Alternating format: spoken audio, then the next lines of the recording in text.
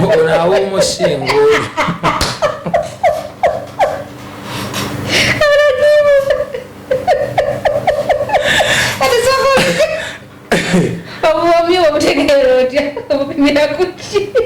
Bemulipira mu programu y'abaseera. Ntumidde malala mangi neba mukazi mupya gwalina. Naye nga weewale byonna byokola mpozi waliwo n'omwami omulala ani ono gwotera okutambula naye agigooma. Dereva we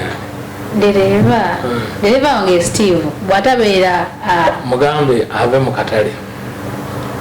Steve musanga nnyo ku baniasa obudde bw'ekiro.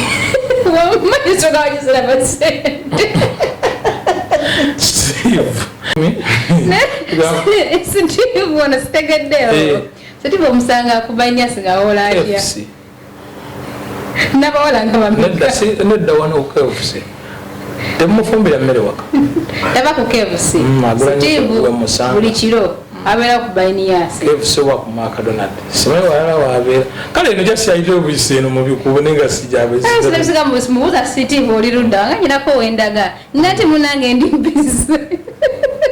Manye danze nkyagala nnyo ekintu kyakola.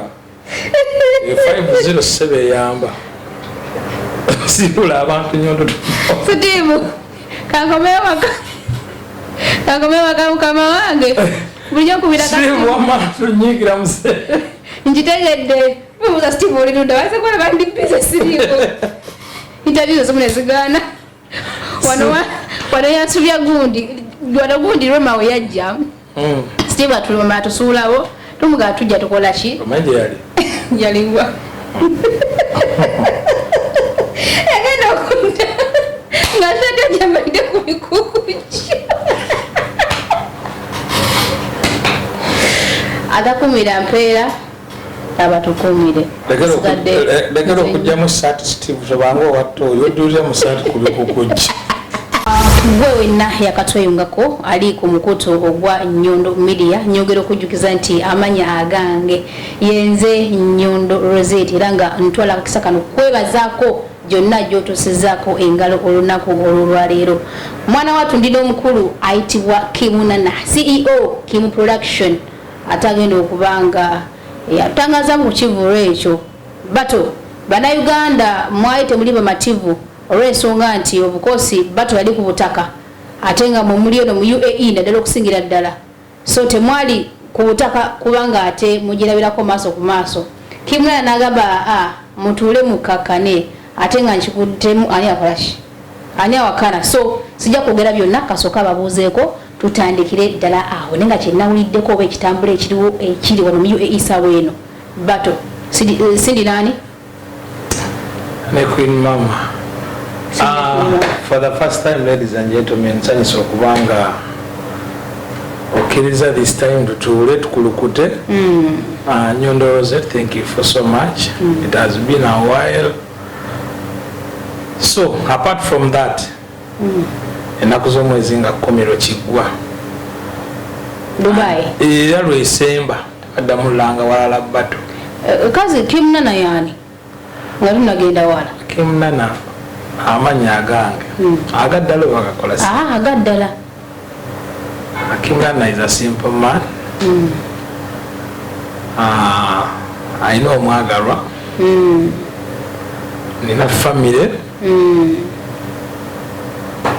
mbeera UAE, ndi Munnayuganda, mpitibwa Byekwasa Hakim, nasomako senior for dropout. Togenda wala ati kati kasagana nakomala senior for dropout n'abakoma mu pifiri gyebali n'abatagendereyo ddala gyebali n'abatatuukayo. Ndi musajja mupambanyi Iribi tukumanyi musajja muyiribi. Njagala nnyo music. Kim enseko ya music eno nga tunatuwa ku bate eno kuba of course gye tulaga ensonga lwaki tutudde wano mu studio olunaku olwaleero. Music eno nga gwe Kim omutandika ddi? Ndowooza emboozi nja gitemako okunyumizako ekitono naye Doli bompadde obudde ndidda ku ki yoga olugendo gye luvudde akuyita but music natandika okutandikira ddala music it was 2002 yeah Uganda UAE edda nali Uganda natandikira mu Amalla family Moti nali dansa nali nzina nnyo lingala gye natandikira bwenvaawo nenjoininga gundi zino promotions olwazirabangako ezo motoka eza staging nga mu paaka ebyo nga nzina obwento ku promotion nenvaawo netuyingira netukola karaoke netubeera mu karaoke from karaoke netugenda ekigali eyo bwengenda ekigali era twali tugenze mu bya music era ebyakuzina bwengenda ekigali netuva ekigali nenkomawo waliwo ebyabaawo ebyanzijayo eyo paati nagaye ngenda kutemeramu engazi nenvaayo nenkomawo Uganda netandika okukola library nenkola library eyesala music that is 2010 awo nali mbeera najja nankumbya ku steera kati wali okuva 2023 awo nanga tuli mu byakaliroke ebyo ebintu bya music ebyo tuli badansa bibiseera byetwazinanga ku Palm Award oba aziwulyako baali otegeera oyinza obaaliwo naye nga totegeera oba 2025 wali tonnaba so byebyo ebiseera nvaawo mu 2009 ntandikiriza okuzanya music ku library kuba nasaliranga music ku library computer kati nga nzanya mbeera ku library nga nzanyamu music so from there nentandika okujoininga DJing nentandika ebya DJ nga banzijawo ne bampita ku pate from there nengenda bwento until when naingila clubs nemba nga ntandikira ddala azanya music mu clubs so bwe nali mu clubs nga nzanya music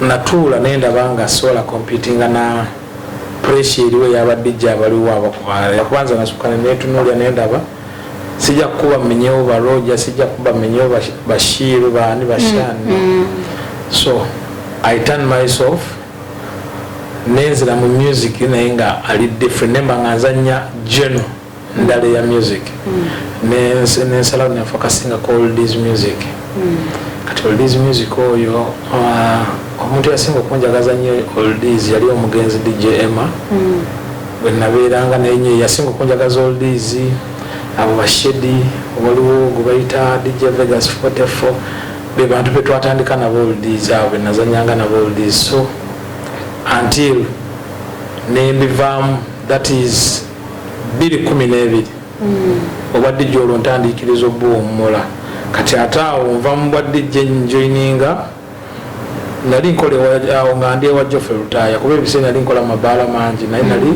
okuwummula mpumulira wa Geoffrey Lutaya twali ku club bagitanga dance floor kati ku dance floor awo wentandikira ebyebivulu kati ebyebivulu ebyo nali n'omuyimbi bamuyitanga Adamu Mulwana oba amuyibulako yayimba toka kwa balabala besijame yingira kati olugayi bamuyita Adamu Mulwana bwe twatandika na event yaffe yasooka ekivulu ekyasooka bakiyita abakyala simmere that was Women's Day twategeka kivulu ne tutuma abakyala simmere okwali ba Gisineke Zani Brown yali akatandika n'abalala aba Sophie Gombi aba Senga Justin that's how we involved yali show yasooka otegeka yali etya show yali nnungi kubanga nti ebyo ebiseera bebayimbi abaali bookya nti Gisineke buli muntu yakwata naye engeri gye kiri nti ze sente ze nasooka atofuna ennyingi nti twamala show netubala sente Adamu nampe $2 million oshegeera ate mbadde nyinyuka bino vale na $5,000 menga kati bwe nakwata $2 million so Adamu nakumanya oba nzibye oba kya nalabira ddala nga mpadde akasente akawera kati awo nimanya nti ate endongo erimu sente so kati from there nenyingira boat cruise kati okuyingira boat cruise nasooka ziraba South Africa nagambye emboozi eno ngenda ginyumya nga ngibuuka olw'obudde kati omugenzi Ivan Ssemwanga yasooka okuntwala e South Africa eyo yali Bawazari kati gyendaba boat cruise e Uganda zaalingawo naye nga si kyekiri awo nti abantu bakitegeera kyali nnyo private kati when I came in nenkijja into private to public kati boat cruise ezo zantunda nnyo e Uganda. Most of the people ne batandika okumanya nti ate ebintu ebirala naliko DJ w'abayimbi so industry ngemanyi for that kati nva mu bya boat cruise ebyo nenyingira ddala okutegekera ddala ebivulu ebiri serious era neteeka events nyingi Uganda nga nkola Mbale Soroti Tororowa bwe tutyo kutambula bayimbi bangi nnyo kasente kavaayo ebimu okola sente ne zivaayo ebimu ne bikuba olwakadde ovuddeyo ojja otya Dubai oba kyekikusikiriza ng'ate Uganda wali okifunamu sente ekyansikiriza okujja Dubai era bannaye kibi nnyo okuwuliriza ebigambo kati ebiseera ebyo nali twali tuli mu ogundi nga batandisewo project gye bayita Operation Wealth Creation ewa obadde bifollowing ebyabayimbi ebyo twalimu ezo project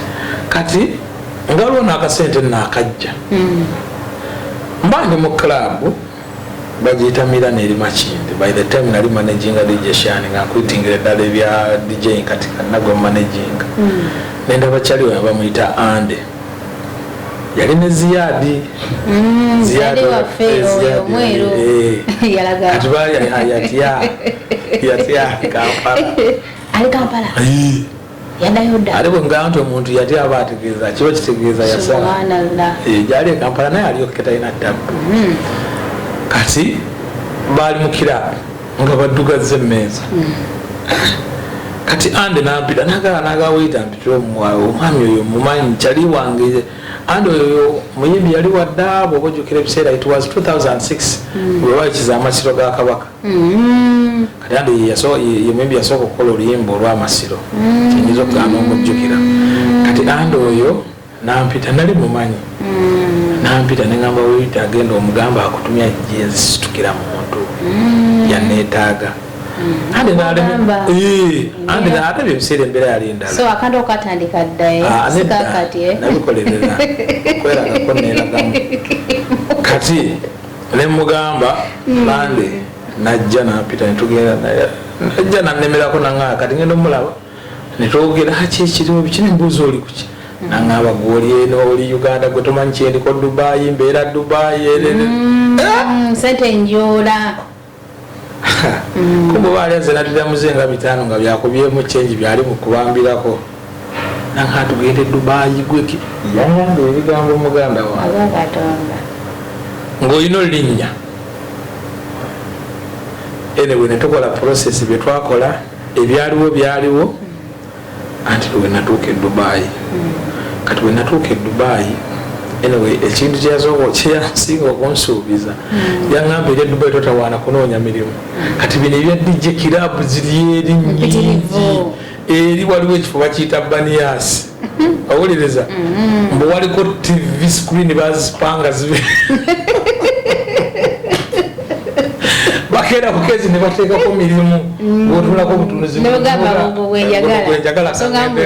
kaŋŋende ku guno kati bwe twatuukira Sharija bagenda n'okujja okunkima ku kisaawe nga nafulumyeyo dda twatuukira Sharija kati bwe twatuuka awantu natuukira mu sizoni yali ya samango musana mungi that is 2017-18 musana nga mungi netuvaamu mu motoka netuyingira flat tugenda tutuuka ku mulyango nasanga engatto sando ku mulyango nga nyingi weeziti nemugamba kati ate gwe ani agaye nti ondeese ku muzikiti abantu bali munda nambuza ate ku muzikiti wone wetubeera nimugamba bano abantu bonna bali muno mu nyumba nti kati jukira tekoli katen nagulawo nga eseri mulinga ennyumba enyogoga kati okulingiza bwenti mu nyumba nga mulimu obutanda bwebati era ennyumba baali bagiyita na baasi kuba ruumu yali mpanvu ng'erimu ndowooza twatitulamu abantu nga 18 kadali minzi obutanda 18 obwalimu nemugamba ande waŋŋambye eno ngenda sula ku buliri bwange nzekka biki kati ekyasinga okumala amaanyi mulimu ekivubuka ekyali mulimu butanda nga kakyebase kyasituka nekibikula kalombeto bwekiti nekigamba oyo muvubuka kajja kukakkana tumuleke mutuleke ffe twebake n'okwebaka okakkana nendowooza ebintu eno byali bingi byenalowooza but kati ande mwaliba yafuluma ande teyafuluma kati mwali akyayiriba ande yafa yafiira wano omubiri gwadde waka twamuziika wano yabaki andi bambi yalina obulwadde bwa kansa ono ow'omumusaayi kati obulwadde bwagane bumutabukira mu sizoni ya covid nga yakajja oyakubira awo ennyo wano nga yakatandika kati ate yali yakajja bambi nga musajja atu yakamala n'okusiramuka andi n'alwala obulwadde ne bumutabukira nnyo ne bamutwala n'afa teyafa covid yali yafa gundi kansa kati ebyo ebiseera ng'ennyonyi bazisibye tezitambula uganda ekisaawe kisibe ne wano kisibe kati bambi andi n'afa era n'okuziikibwa ndowooza nze saagenda yali ziyaadi ne mukyala andi bagenda abantu babiri nga tebakkiriza n'abantu era jasi ekyabatwaza kukonfaminga nti yoyo bamuziika eyo ali kusayisa eshalije eyo mu semitale eyo bambi so nensigala ne ziyaadi netubeera naye bwetyo natandikira mu garagi gye natandikira obulamu okukola bwange nga ndi mu mmotoka eyo nali tandikanga herepu omwezi ogwasooka nenzija bwetyo naye nga ndi mu department ya painting ebyomotoka okusiiga kufuuwa langi kuba emotoka ayinamu department 3 okusiiga langi dento bebo abagolola n'abakola mechanic kati nali nnyo saidi zeeri eza painting then again nembiyiga nenzija nitandika okuyiga okufuuwa langi w'emmotoka later around neneegoba ku mulimu sente ntono nkola nnyo nenzirukayo omugagga namufuna wemufumba ndi wanyumiza emboozi engeri gye namugjako passport yange nagimpa nenvaayo bwenvaayo nensooka nzija nengwako mu steward awo okwoza ebintu nembeera mu koomo nenzirukayo nengwa mu bwawaita nensooka nvugawo ku masowaani maturaawo biki mbadde nkola mu bifo bya bbeeyi eyo gyebyala gye mbadde nkola eyo downtown nembivaamu nenyingirako mu kiyunga ninga kitchen erepa from there mu kitchen erepa omwe nempangaalamu nenfukiramu nenfuniramu ddala omulimu ogwa professional nembikaminga senior chief kati awo wenabivaamu nga ndaba tebigattanga obwongo bwange buntuma nga kyempola kya music so by the time Bobi Wine weyajjira wano omulundi ogwasooka if you remember that was which we yali ku Almamza nenkubira DJ Waswa essimu nenoonya DJ Waswa nemulaba nemugakya ekiro blood biki embadde gyatandika okukola olwo biki nangamba nedda biki nemugana saagala bwa DJ jasi njagala beera manejaawo nangamba biki nina omuntu gwenkola naye naye kasatu jalaba kasi okyaliwo biki nangamba naye osobola okwogerako ne Ram nemugamba kale nali sina namba ya Ram ate gyakigozi yeyagimpa so nencontactinga Ram nemumeetinga we talked nemunyonyola nangamba okay let's try and see kikyolinawo netukola mbadde naye for 2 years nali naye for 2 years and 7 months sawa myaka 3 gye mbadde naye until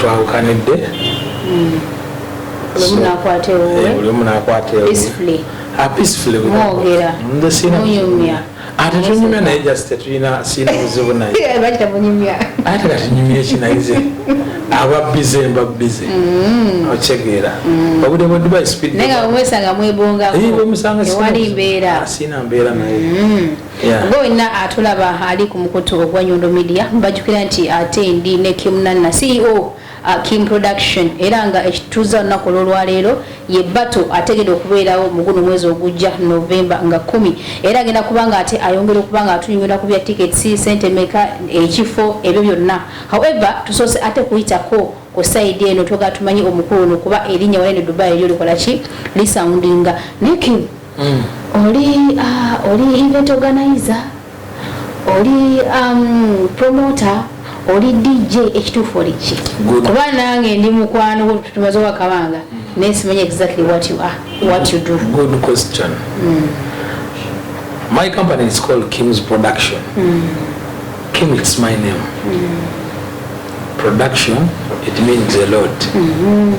Nti production efulumya bingi ansobola okuwayalinga music ebyuma bino ebya disco ikanu connected them mbimanyi nsobola okuzanya music as a DJ mbimanyi so I can promote I know chiche kyetaagisa nti I can promote Nyondo n'ava ku level eno n'atuuka ku eno that means a promoter. I can organize an event. So basically what I'm basing in it is event organizer. Yeah. Okay. So ndozo lwakadde ate katugendere ddala ku nsonga etuzza olunaku olwaleero n'osalawo nti bannayuganda bawangalira wano mu UAE ate nabo batuuka eberenge batukako lambalamba sikyagamba nti kyabannayuganda bokka bawangalira wano but eno bwegitunula it has a lot of things which we would like to utilize as event organizers negundi because I'm not alone in this battle. Ndine mukwano gwange is called Jaffa. He's from London. But then I for almost 10 years. He to in the same business. But before ngachali Kampala. So we came up with an idea. Actually, try to get kuchindu chinonga ne bate Kampala tenabayo. Yeah. Era mwala kweta bantu babiri. Olwo mwali muyitumye ki before being a battle. And it is called the battle. Fairly Nakuba Crash of the Titans. Because and even another thing, it was the first event. They have a cousin, they on the same stage battling like this. China a lot of sense. Until literally Nayava Saturday, Bebe Cool, Twainea Chameleone, Good Life, those on Nabo battling Avona. Mustagera Katina, you had this or so we have a cousin. So when we talked with the Jaffa, the idea it is good, it can work out. Let's give it time. Check Kampala bwechata and then never local check Kampala and another thing, nti event eno bwogitunulira erimu ebyenjawulo nti this time tegenda kubeera mu club nga event endala bwe ziba no twasala ntugamba nti event katugikyuseemu tugiteeke in a hotel, a ballroom. Bwemba njogera ballroom nja kugamba nti kale hall naye ezaawana eza Dubai muzimanyi bwe ziba zifaanana zibeera nnungi ojjajji balaga balabe what I'm talking to and from there bwotunuulira the way the setup bwe tuli mu gikola nti stage egenda kuba ndala omumbi bwaba ogenda kulaba nti ogenda kulaba the real stage nti stage ya ddala lighting agenda kuba mulala screening bigenda kuba bintu birala okitegeera and this is the event gye tutaddemu obwongo nti if we are talking about VIP it is going to be VIP. You understand? Era kifo kyogenda okola nti event gyogenda olaba nti owa VIP there is totally a difference between ordinary and VIP. It is not going to be very easy owa ordinary ku accessing a VIP kigenda kusoboka according to program ngawa kibali kitero kubeera mu gana mabala. Yes, ngabo tubadde tukola. I'm not blaming them, but we are just bringing new experience, new idea anti fenna tukirabe ngabo walabye abamimuzi we bakoze the way have organized their awards nti bazikoze ne bazijja mu mabala ne baziteekirwa walabye organization yabadde totally different according to the past events ezibaddewo. So it is the same thing we are trying to look nti tukole ekintu ekiri different kubibaddewo kitegeera. So netugamba nti ekintu ekyo kyali badde kirungi okubikulirwa abantu nga tukiwa ne shenungi. That's why if you look at Shiba ne Cindy, it's a good show, you understand, and both of ladies they are powerful and both of them they have audiences. So kijja kuba kirungi nti omuntu ajja alabe abayimbi onyumirwe totally nti you are feeling vibe, you are enjoying okitegeera. So yensonga lwaki shenegenda abeera bwete bate negenda kubeera mu Dubai tegenda kutuuka Abu Dhabi. No, twagikoze eri shame Abu Dhabi tetuukayo. Abu Dhabi teri just Abu Dhabi ekiriyo nti Shamu ali eyo ali mu kuŋŋaanya abantu bagenda kujja na basi yabwe twabateeredewo basi. Ekibe kyene kyenkanawa okubanga kituuza abantu abo bonna venue etuuza abantu 1,200 okitegeera 1,200 that is a huge capacity.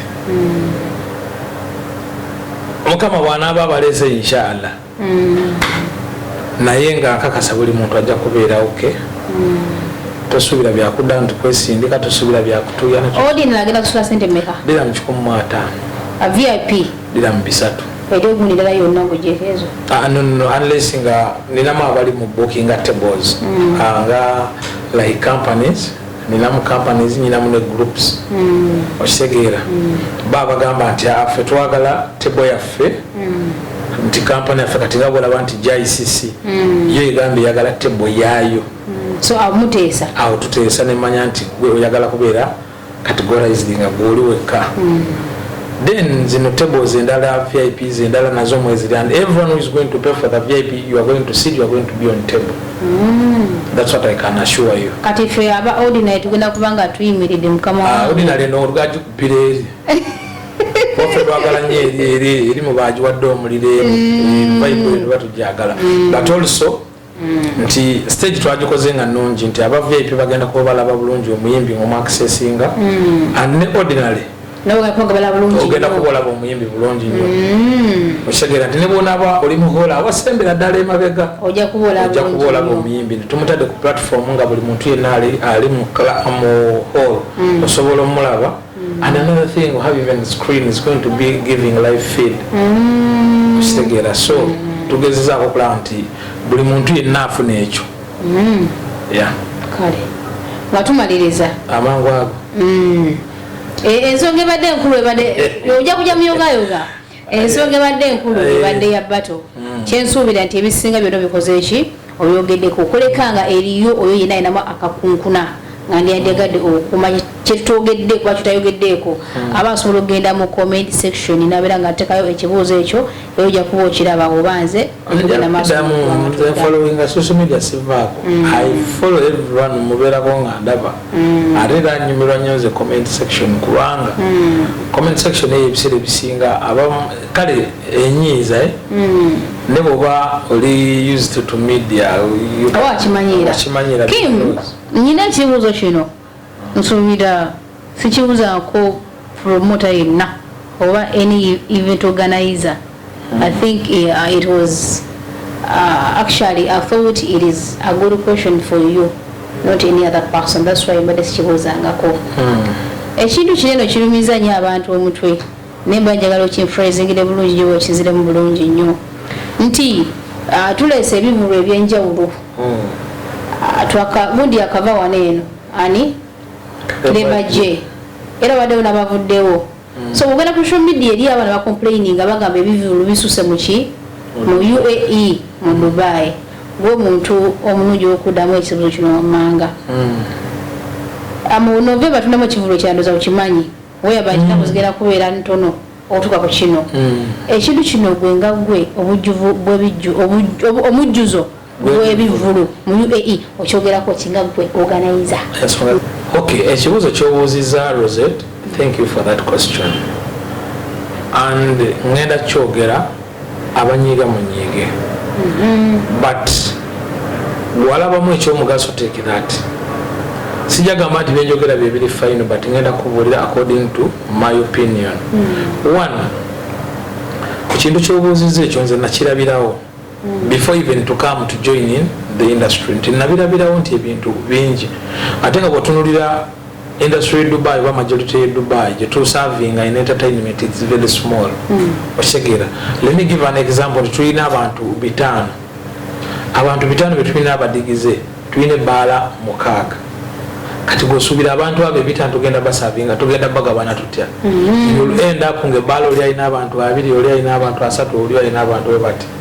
Oshegera, kati bwe nalabye ekintu kino I came up with an idea eyokola association nga abategesi b'ebivvulu.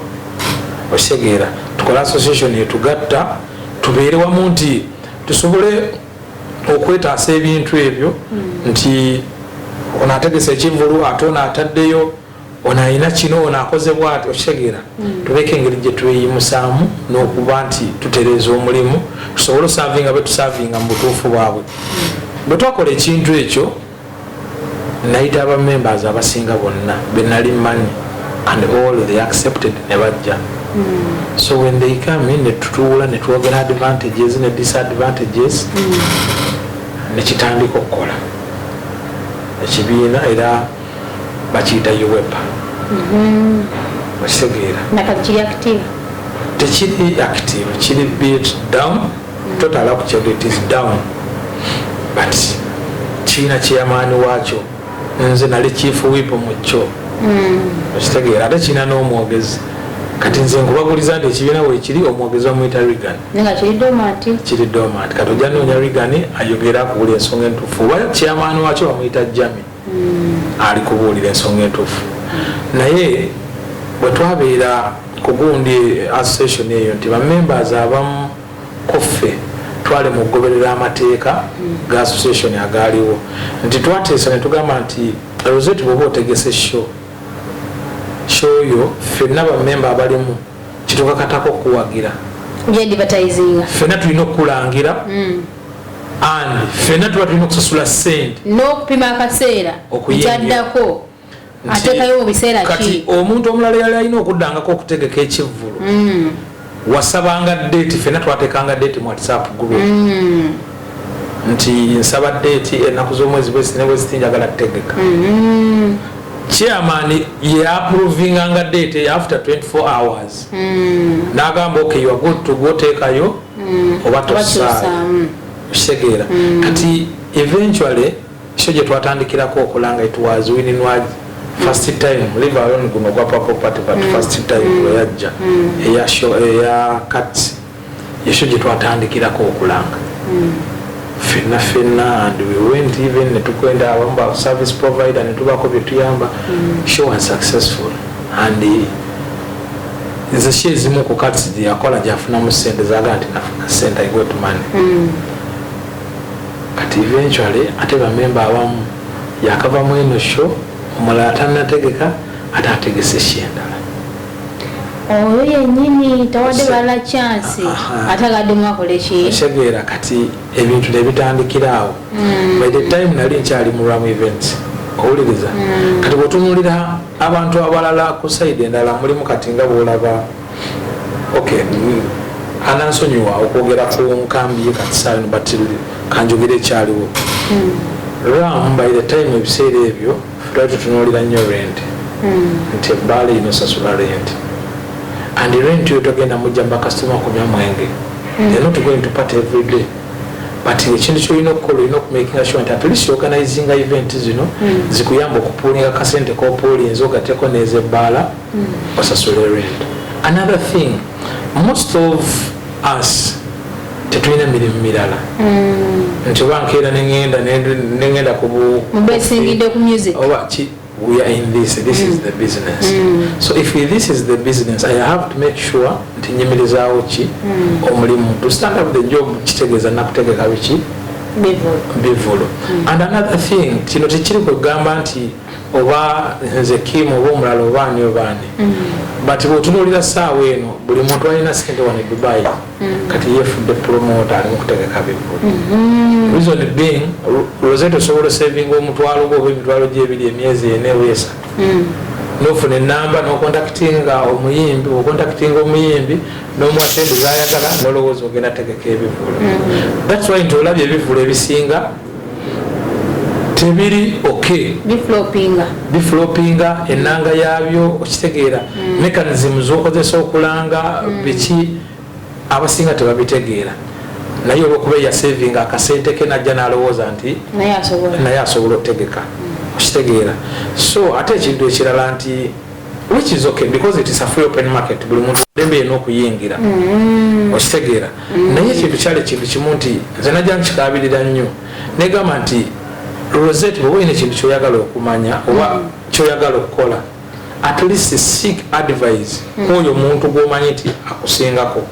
Nze nange saawa eno okulaba nti I can stand, I organize the event, nti ndi omu oba ndi byange, I took time okusoma kyoli kyagamba nti nali sina kyesi kyemanyi, everything I knew and nkimanyi. There is no muyimbi wano muntu gwagenda kunga nti Kim nze namuconnectinga ku muyimbi gwo, no one. Bonna mbamanyi and buli kyakola nkimanyi, but nali simanyi market ya Dubai. I had to give time njiyige kati ku muntu gwe najiyigirako nagiyigira ku muntu abagibaddemu nti nabeera ne Ram ne mmanya nti okay ebivulu Dubai balanga bwe bati bakola bwe bati pamiti bagisaba bwe bati okola all those things nembiyigirako ki ku muntu. Kati omuntu olenza olowooza nti olw'okuba alabye alina ssente asobola okubira omuyimbi n'amuwa ssente najja n'ayimba, kati alaba there is no anything kyeyeetaaga kumubuuza nze oba kugenda wa Rozet oba kuwono as long as abedi n'omuyimbi ye kasangira n'omuyimbi afunye ebbala wamuyimbi okujja okuperforminga n'afuna akasente ke nga bwakisuubira yeetaaga kumanya kyova olaba bakuba buli agenda n'atadda waba okwata egyo ebiri n'ogiteekayo negitadda otadda. Naye ate bano abalala ababaddewo abakimanyi ne bwe kisala akiddamu n'amanya nti okay last time either timing yange yalimbi oba omuyimbi gwe nagira oba ki kankukyuseemu nkozese kakodyo bwe kati ate n'olaba n'addamu ne bategeka n'aleeta omuyimbi omulala. If let me give an example before ogende, bw'otunuulira Waswa shows ezazaakola, bw'otunuulira Ram shows ezabadde akolanga, bano bwedde they are not focusing ku bayimbi nga bona alaba bano abayimbi ba upcoming. I don't think nti Ram asobola okuleeta upcoming omuyimbi w'ennyimba ebbiri nnyimba ssatu.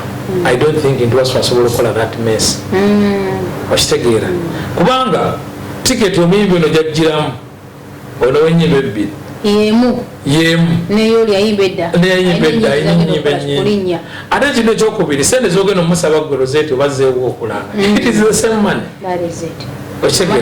and ekintu kiba kitono. Ono ajja kuba nti wakusaba miliyoni 3-2 oli akusabye 5, difference is 2,000 but you are going to lose everything okitegeera.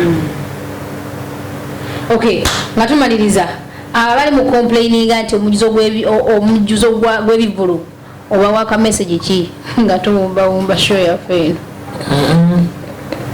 Ekintu kimu nansonyiwa bw'oba oli mwavu tekitegeeza nti bonna baavu okitegeera, kubanga abantu emotoka abogera ekyo baavu mwavu kyekimwogeza ekyo. Bw'oba tolina ssente sirika weggalira mu nnyumba yo gwejokaabira ddira mu 10 abaana bali mu kunywa Hennessy za ddira mu abalina bajje bayingire okitegeera. Then ekintu ekirala emmotoka ekola accident, abantu bafuna accident ne bafuna akabenje n'amenyeka, naye ate era ambulance emujjawo esigala etwala ndiima ekikubya abali accident ebadde ndiima emmotoka ng'edduka ndiima kyokka ate n'ambulance emujjawo mutwala naye ebeera ndiima. simanyi otegedde so ekintu kiri ekintu kimu true bingi naffe fenyine tubiraba nti kati nange kenyine yali badagamba nti let me focus ku ndongo eno wabaawo endongo endala era ziba zigenda kusalako abantu okitegera but ekyokukola kiri ekintu kimu kuba baagaana ekyokukkiriza nti kubeera wamu balinamu ekyo ekintu nti gundi agamba ki owandeeta zange okitegeera but end of the day you are losing okitegeera wano wojja tewadda okitegeera sina kindi nti ojja kutunulira wasu oba ram yasobola okuleeta omuyimbi nga amujja e Uganda nga tamuwaddeko deposit najja n'ayimba namusasula sente ku kivvulu kitegeeza ye ate yali badagamba nti kasooka noonye emitwalo ebiri agiteekeko deposit yanoonyeza 5,000 zitandika kulanga ekintu ekyokubiri lwamu ayina ebbaala agenda kupangisa bbaala ekifo kikye omwenge gugwe aleese omuyimbi we kinamusalirawa tiketi gyatunze ku mulyango bayimbi bangi nnyo abali Kampala nga baagala oyimba n'omugana tugenda kugabana mulyango nagalemikangwe n'olaba pesa n'otandika oganaye kantu kanzitunke n'ono bw'onookajjayo konna konna bw'osigala kulabulya sustaininga mu bizinensi kati ze dynamics zeggamba kibwagobye mu bivulu nange kembadde nako mbadde nga manaye kanziyendeeteyo nange owange agulamu kamera empya enonge mala ano eyo temala nodagawo eyokubiri ebivulumbite bibalekere mmwe bireke muramu balekere kubanga naye tojja sobolayo eno gyoli eno mu competition yammwe gye mulimu eno muliyo mwekka muli batono ate buli omu ali eno vibes ali bibye you are not competing with him abani ali bibye you are not competing with him gwo oli wekka you are not competing with anyone you understand because ebyamwe byeyawula audience yo yiyo eyazaaka eyabani yabani but ate yeno tulwanira omuntu Rozet wakoze post mu group emwe yankuba kyeyo anogamba banne bonna tubawagire natunulidde post eyo muli nemmanya nti kati akazitoka kutuddeko kati okitegeera kati ffenna bwe tubeera be bakasitoma bano ogera n'omusindikira nenkera ku makya nemusindikira message leero nina kino Rozet n'omuteerako professor n'amuteerako gundi n'amuteera kasitoma omu n'alisiivinga message z'abantu 6 bonna bamuyita kati atuuka awo n'agamba kati really ngende wani ngende mpagirani wena agende wa Rozet Kimu agenda nyiga ochegeera wena agende wa Kimu ona agenda nyiga so kati kyayina okukola kimanyi kusigala waka that mean we are losing money eyali badde afuna sente z'oyo customer abatazze but ebyo nabijja nti tetubiraba ssaawa eno okulekanga omuntu olina obwongo osobola otula n'olaba ensonga ezo n'ogamba nti okumalawo ebyo byonna tukkirize and not only that may believe nti singa tutulanga bwala ffenna bwe tubeera n'olaba Shimiramu Waswa Bafazira Bamavo Bashatani baani bonna ne tugamba nti oke buli muntu aleeta omuyimbi oyo gwaleese let us make one event. I'm sure 100% this event is not going even to Kubeira and Yaganda Coradison Blue. It is going to be at Coca-Cola Arena. Never to be an event big in a year. You understand? Event is big. Zimala buli omuntu asobola ovaamu ne sente. Nobeera ne sente zikutambuza zine ebbanga nga bw'ogatta ebirala. Naye kati ebyo byonna abakulu abali mu industry basobola olaba era basobola otegeera kyenjogera but bano abalala abakayingira industry era abamujja balaba ayogera ngaani atugamba kibiki.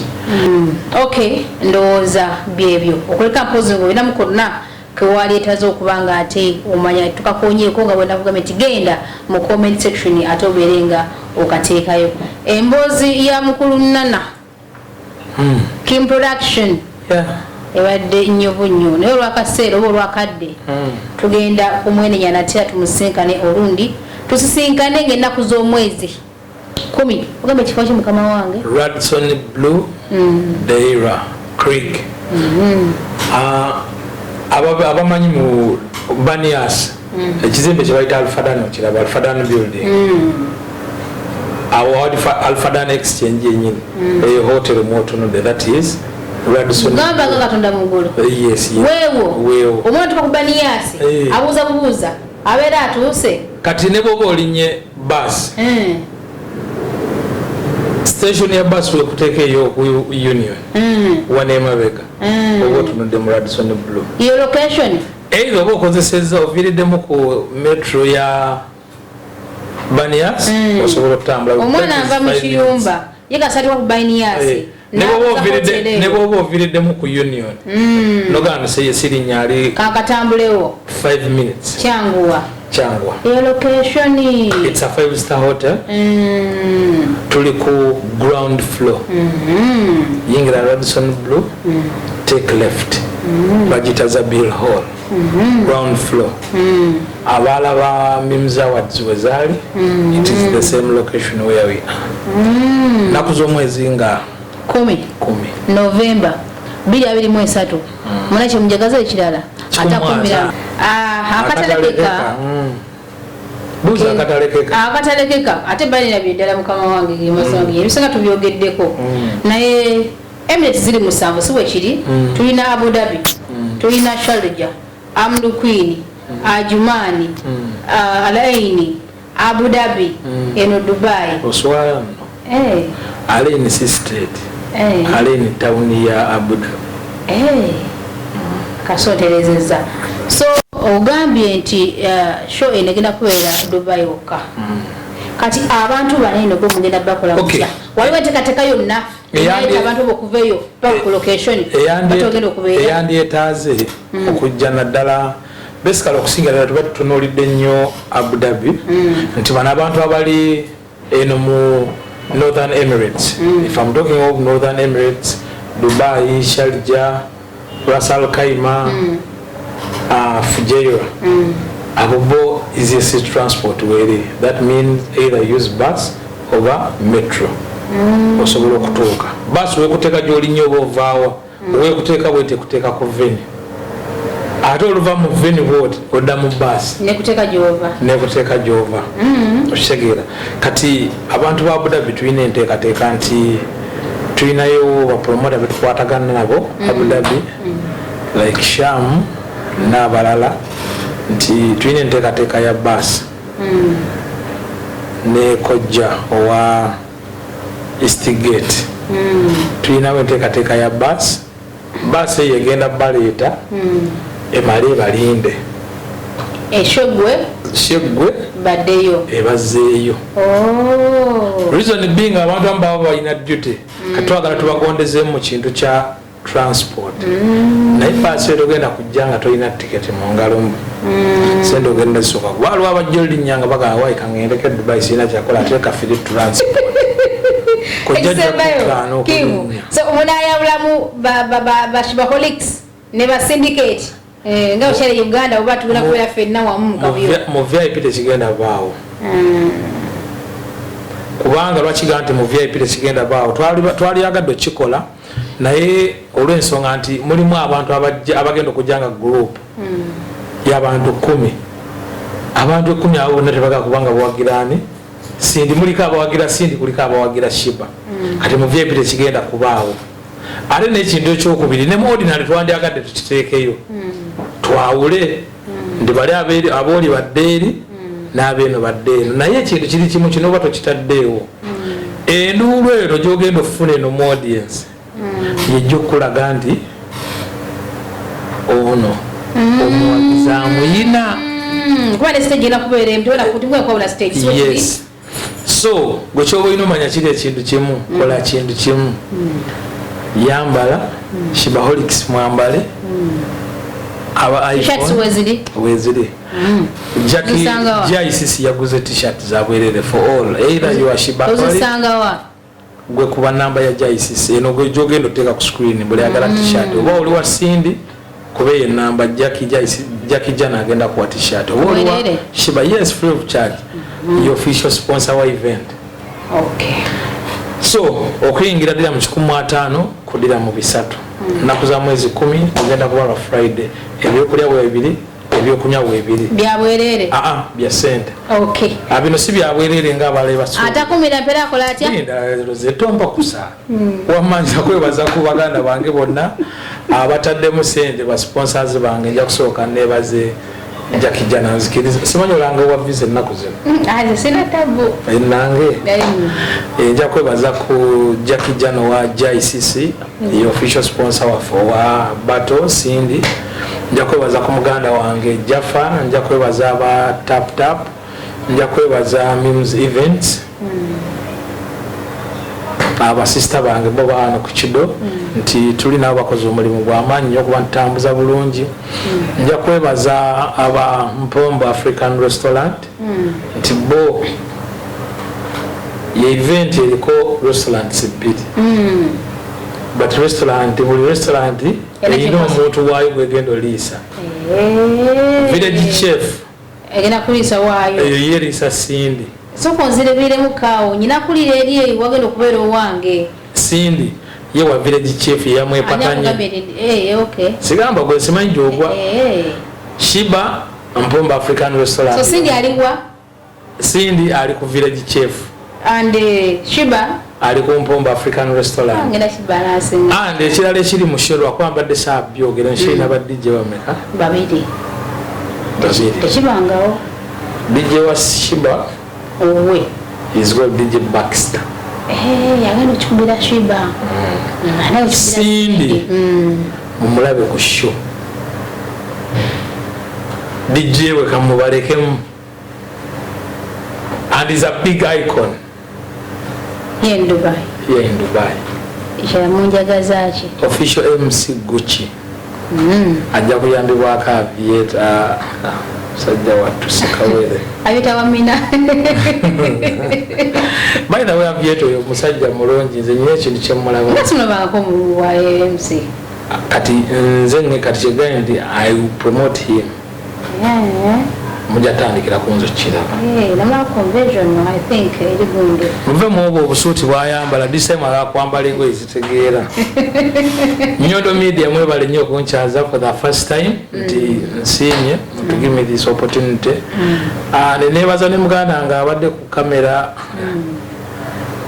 malala mangi neba mukazi mupya gwalina naye nga webale byonna byokola mpozi waliwo n'omwami omulala ani ono gwotera okutambula naye agigoma dereva weyani dereva wange Steve bwatabeera mugambe ave mu katale Steve musanga nnyo ku bbani yasobodde bwekiri Steve awe ekituufu kiri nti bakuwonya batya bamponya Steve ku mukolo gwange tewaliyo naliyo tewagulaba gwagwa omukazi netumugoba naye lwaki yagobwa twafuna omupya onaawo omusingo oyo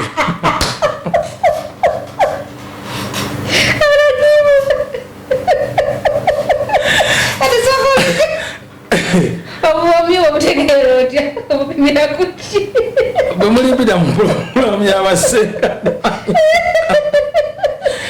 ntumiddeku maama ani ono omukyala yaguza tiketi za Shiba ne Cindy yani ekyewe ekyo Dubai mama Dubai actually kyabuze kigenda kugobera ku kubaana tickets kyagalira nga ziwerako zikyagambye kiwajjo tizimala kimitinga ekyo oli tumugobe kiyingire ngamba kujja kusho kuba ino ogulira abantu okujja nja kusikuleetera tekiina tabu kamberekereze tusinga ennaku z'omwezi nga 10 Steve ono sitegeddeyo Steve omusanga akubanyasi ngawola atya nabawola nga nedda wano ku KFC temufumbira mmere waka taba ku KFC Steve buli kiro abeera ku bainiyasi KFC wa ku McDonald simanyi walala wabeera kale eno gyasi ayite obuyise eno mubikubone nga sijabesiga mubuuza Steve oli ludda nga nyinako wendaga nati munange ndi busy manye danze nkyagala nnyo ekintu kyakola 507 eyamba sibula abantu Nyondo Sitimu kankomewa waka mukama wange bulijjo nkubira Steve wamala tunyigira muse njitegedde mubuuza Steve oli ludda wase kola bandi pesa siriiko interview zo munezigana wano yansubya gundi lwemawe yajja Steve atuloma atusuulawo tumugaa tujja tukola ki omanyi yali yaliwa agenda okunda nga tate jambalide ku mikuku agakumira mpeera abatukumire lekera okujjamu saati Steve tobanga owatta oyo oddulira mu saati ku bikukugi